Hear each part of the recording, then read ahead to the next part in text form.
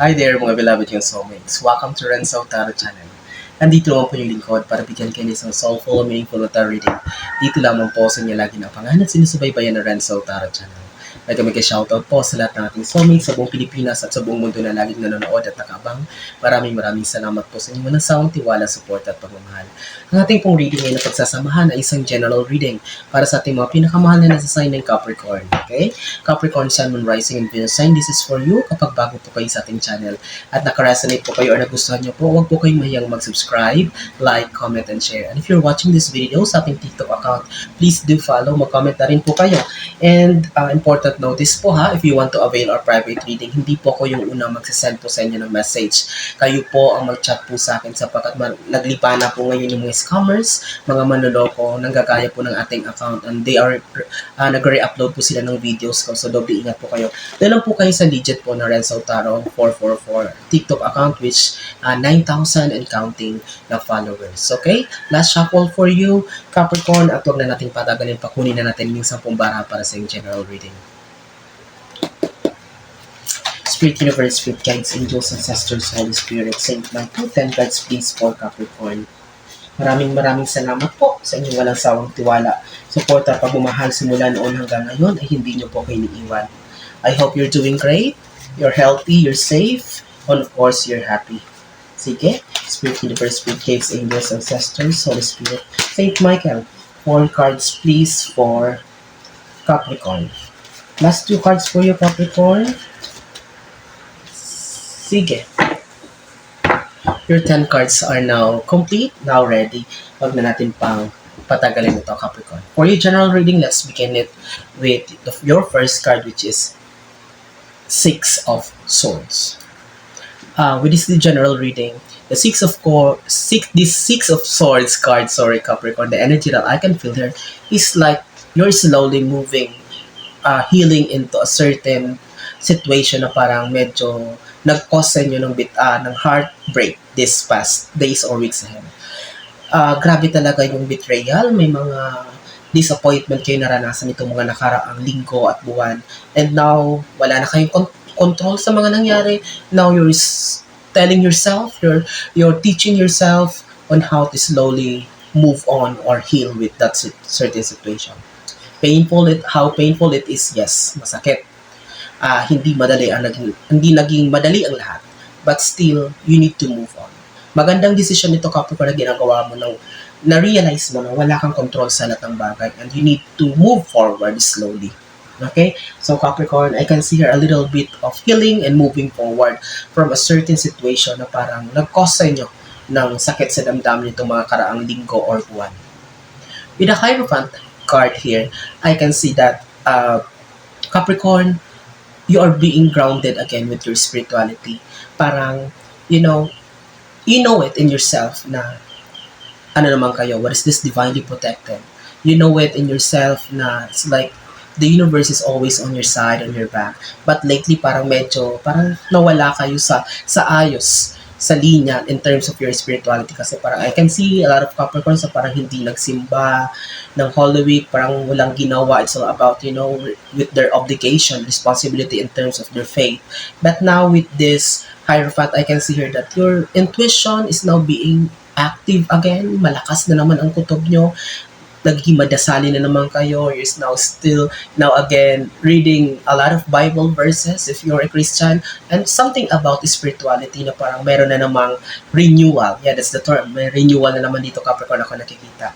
May mga manifestations na naman kayo. Bumabalik naman yung pagiging prayerful nyo, Capricorn. So, tingnan natin. King of Wands, this is about also transformation. There's a big transformation that is happening on your life now, Capricorn. Kung dati parang pinipili mo na you stay on your comfort zone, but now maraming realizations ang naisip mo or nangyari sa buhay mo na, why don't I enjoy myself?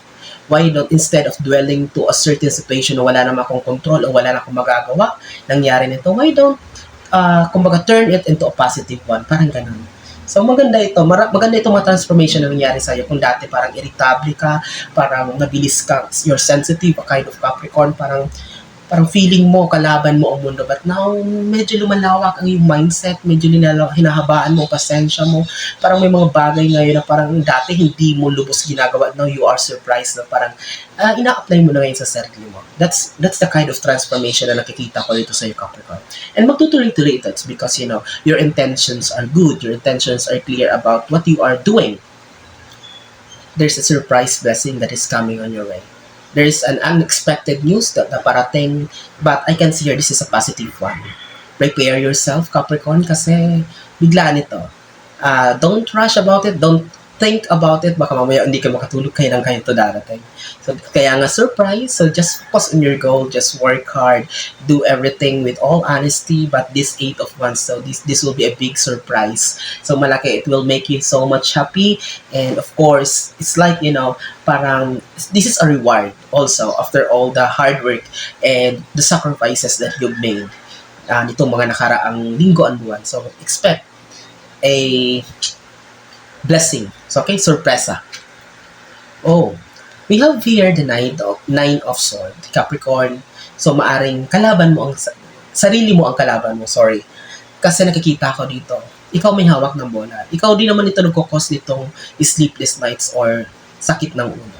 Kasi kahit, kung tutusin, hindi naman talaga big deal yung mga bagay na kinakarap mo. Ikaw lang ang nag-overthink nito. Ikaw lang ang gumagawa ng pinapalaki itong bagay na to. Instead of thinking or turning it into positive one, why don't you, kumbaga, imbis na mag-dwell dito, why don't you try it into positive one? Ikaw may gawa nito, Capricorn, okay?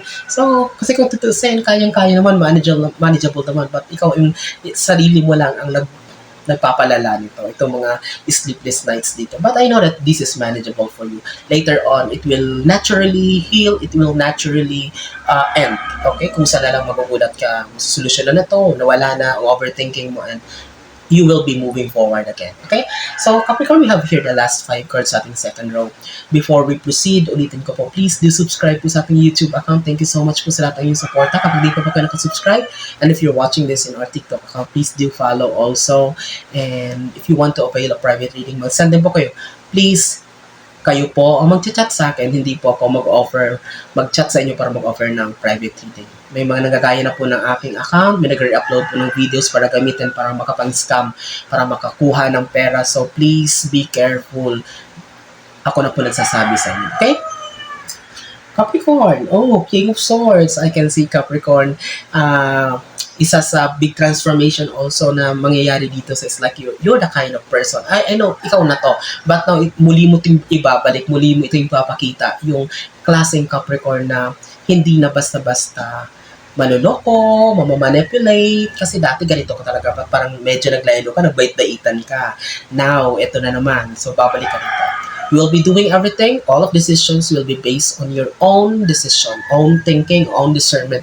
Hindi na ito yung wala ka nang i-consider pa. Dati, i-consider mo pa yung mararamdaman ni ganito, baka masaktan, baka ganito. Now, hindi na. You're going to do what you want to do. Kung ano naisip mo, bahala kayo dyan, wala akong pake. Ito yung gusto ko as long as hindi ko kayo masasagasaan, so wala makakapigil sa akin. This is the Capricorn that nakilala ko talaga. Okay? 2 of Wands. I can see here may minimanifest ka daw with the Hierophant card here. Capricorn, may minimanifest ka isang bagay na gusto mo namang gawin. You are thinking about it for a long time. Gumugulo din ito sa isipan mo kung kailan ka ba talaga magiging ready para gawin ito. This is like a kind of a dream project, a dream business, a dream place or whatever na parang gustong-gusto mong mapuntahan or makamit, masimulan. At talaga matagal mo na itong plano but hindi mo pa nagagawa. This is, minamanifest mo rin ito, pinag-pray mo rin ito for a long time here. So, Capricorn, I can see here that you have a plan on your mind that you want to do as of now. Tingnan natin. Oh, Page of Cups, this is harvest season. Again, I'm reminding you, lagi itong lumalabas sa Capricorn because you know what? Capricorn are very hardworking people. Ang nagiging problema lang siguro parang medyo maikli ang pasensya nila. It's because if they are doing something, gusto nila makita agad yung resulta.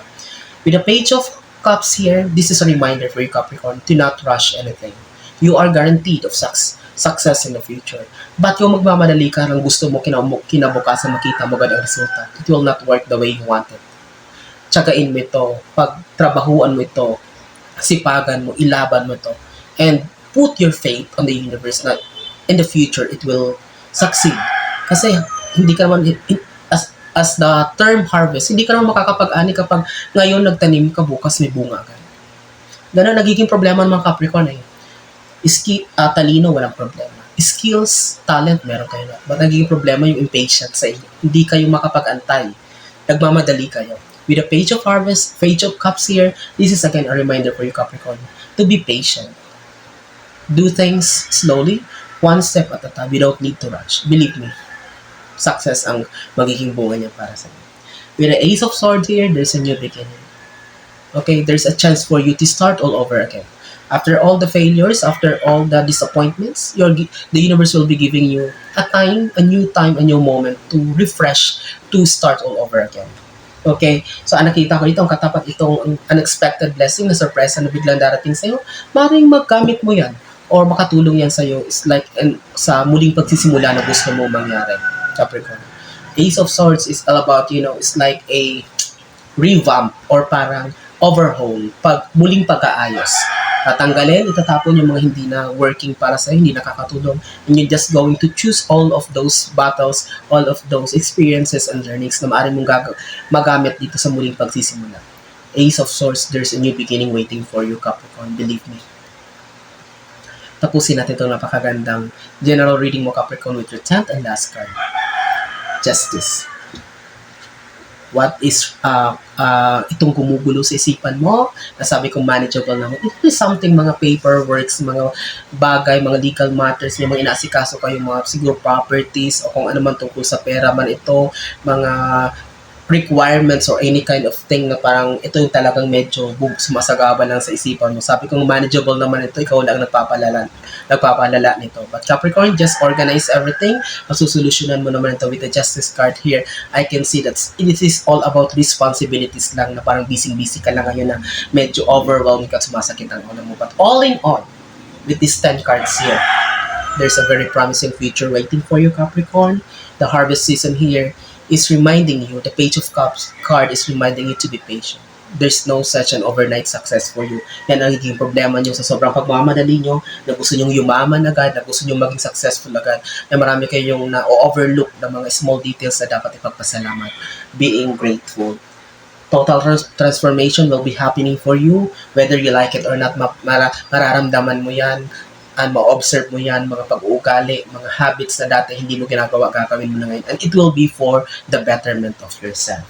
Okay? You will be slowly moving forward sa mga betrayal, sa mga masakit na experiences na naranasan mo lately. And ipagpatuloy mo yan one step at a time, and you will realize later or gigising ka, naka-move on ka and healed na ang Capricorn na nanonood nito ngayon. I'm wishing you all the best in life. Thank you so much, mga Capricorn kong soulmates. I'm praying na marami nasasay na Capricorn makaparito ngayon. Nasaan man kayo naroroon, ano mang ginagawa nyo ha, mga Capricorn kong soulmates. Thank you so much. Mag-iingat kayo lagi. God bless us all.